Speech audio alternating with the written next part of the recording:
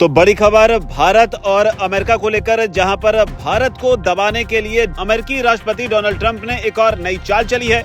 उन्होंने पाकिस्तान पर बड़ा ऐलान किया है। ऐलान यह है कि वो पाकिस्तान के तेल रिजर्व्स जो हैं, जो ऑयल रिजर्व्स हैं, उनको डेवलप करने में उनकी मदद करेंगे। और इतना ही नहीं, ट्रंप के बयान के क्या मतलब है, इसका अंदाजा आप इस बात से भी लगाइए कि डोनाल्ड ट्रंप ने खुलकर भारत का नाम लेते हुए कहा कि हो सकता है कि वो पाक से तेल खरीदें, यानी कि हो सकता है कि एक दिन भारत पाकिस्तान से तेल खरीदे।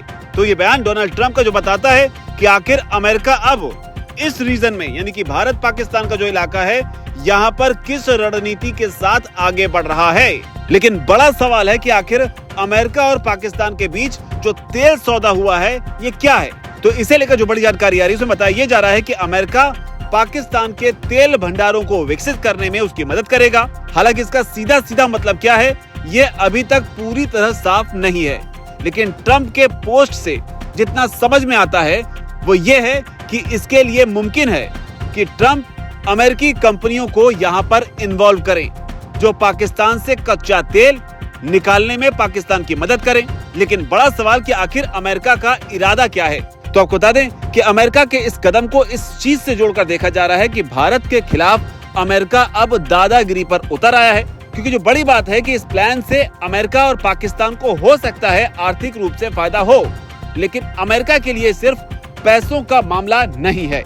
माना जा रहा है कि अमेरिका की ये एक बड़ी चाल है कि वो कैसे भारत को दबाव में ला सके और कैसे भारत रूस को छोड़कर अमेरिका की लाइन पर चले, और न सिर्फ लाइन पर चले बल्कि भारत रूस से तेल खरीदने के बजाय अमेरिका से तेल खरीदे।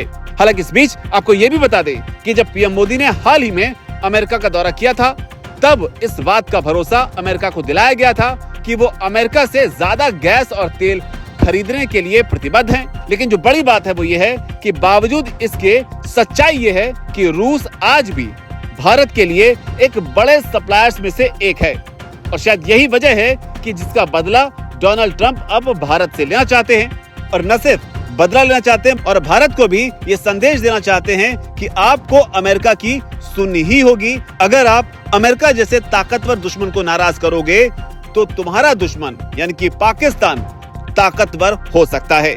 लेकिन ट्रंप की इस धमकी के बीच ये भी समझना होगा कि आखिर पाकिस्तान वाकई इस स्थिति में है कि अमेरिका उसकी मदद कर भारत के खिलाफ एक मजबूत दुश्मन खड़ा कर पाए। तो आपको बता दें कि पाकिस्तान के पास इतना तेल है ही नहीं कि भारत को उससे लेना पड़े।